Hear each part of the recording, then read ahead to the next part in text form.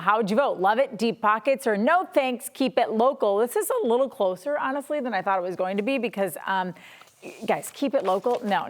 Take the deep pockets, Curran. Take the deep pockets. Take the guy who's going to build the Amazon Dome that is going to have the, touchless kiosks and have the best, concerts in town.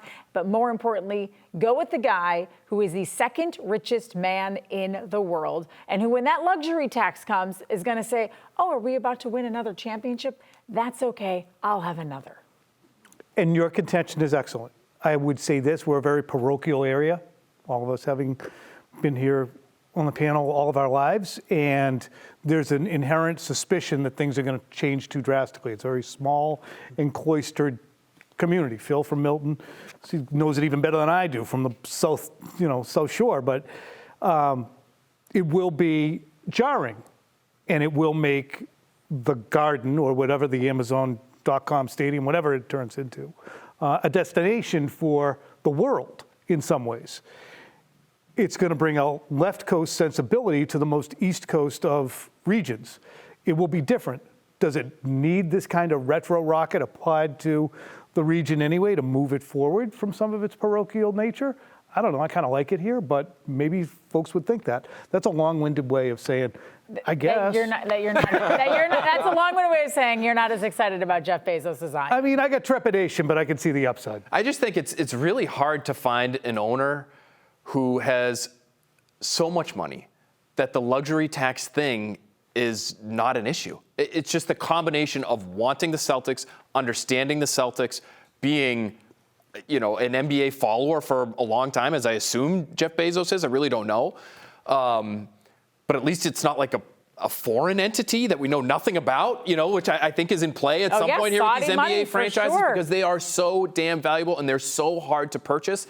I don't know, Andrew, maybe the best way to maybe find the best fit for the region is to get a bunch of people together, which it sounds like is going to happen, who have a ton of money, and together they can own the Celtics and they can be a group of local people as opposed to one billionaire. But the idea of Bezos is exciting.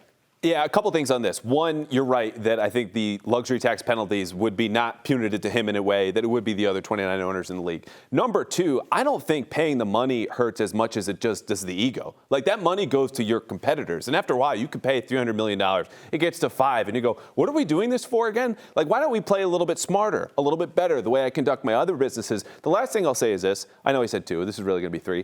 If he's going to take over the world, can we just make it a little harder on him? He's already got Whole Foods. He's got everything delivered to my house seemingly every day for my wife. If he has my basketball team too, I don't want to surrender that easily. He can go to space. He can build a new arena, lease it out to the new Celtics ownership. Can we slow it down on our guy Jeff?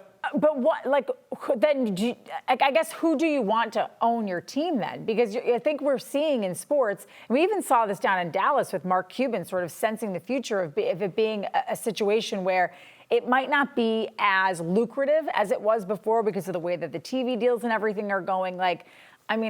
I'm the outsider on this panel. I was not born and raised here, and Been here a long time. I have been here. It's 12 years in like a week or two. But it's at the same time, like, why can't Jeff Bezos come in here and kind of make it his sort of own place? Sure. Because what's it feel like? I think that we've had organ music at Fenway for decades and decades and decades. In the Garden too. But all change isn't bad, right? No, I'm not saying. I'm giving you a for instance.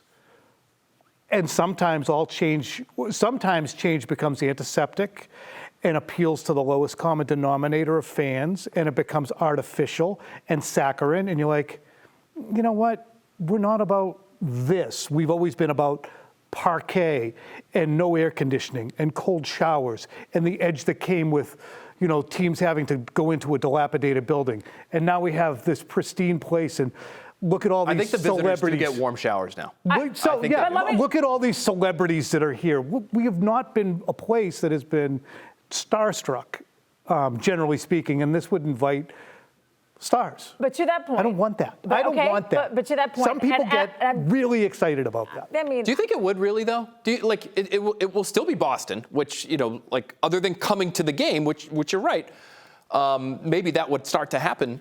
but it's not New York City. It's still not New York City. It won't be. Can I It's ask still a not LA. basic It won't be. question? And I'll also say, like you mentioned, the Oregon music and everything still at Fenway. But if you look at Fenway Park and what the Red Sox have become with an owner who has roots here, hasn't it become a little antiseptic? Yeah, but at hasn't least it you get become to- a little bit where they But they have cater organ more? music. And you still got obstructed view seats. Do we know, though, if Jeff Bezos is a basketball fan? Like, to me, that would be the most important question, very much on the outside, not on the kind of panel that's going to decide this in the sale. would hope if so. he's not invested in the sport and just sees this purely as an asset, speaking of the Red Sox, Yeah. to me, that's a huge problem, and we don't know the answer to And he that. looks like Alex Caruso, though, so I would say maybe. If not a you're bad a look. Celtics fan, what are you most concerned about over the course of the next 10 years? Is it about a new stadium? No, probably not. It's about being able to keep Yep. Jason Tatum and Jaylen Brown. And this guy's money would allow him to do that, no questions asked. Oh, that's why I said all I got is trepidation. I'm not saying I don't want Jeff Bezos buying the Right. Celtics. I'm just saying things will change. There's a retro rocket attached to the franchise in a way that has always kind of just plugged along But in a way. in a league that is increasingly flashy and about big money when you kind of look around the league Yeah, and and like what's being done to it. $6 billion, though, that's a big price tag. Like, do you think they're worth $6 billion? And where are you going to find somebody, even when, Phil, you mentioned people coming together, who has that kind of money? I think you might have to end up with somebody like Jeff Bezos. I don't know how else can afford to buy an NBA team. I don't Steve care who Magliuca owns it. already owns like a chunk of it, right? And so that might mitigate some of the costs when it comes to that I guess $6 I billion don't price care tag. who owns it as long as my experience is still enjoyable and not ridiculous. And I think that's naive, and I hear it all the time covering the Patriots with the Crafts and the backlash that they get so frequently. But I think they're incredibly good owners for what they've done in terms of building their own stadium, building their own experience, and the success they brought and the times they, pushed their ego down. They've been good owners. John Henry, by and large, has been a good owner. I just want the team to be good. There's been a crap ton of championships. Sorry for all the bad ones. It's expensive. That's why I like Jeff Bezos. I think he brings those things. I think he could bring in experience. He could bring a good team. He would invest in all of it.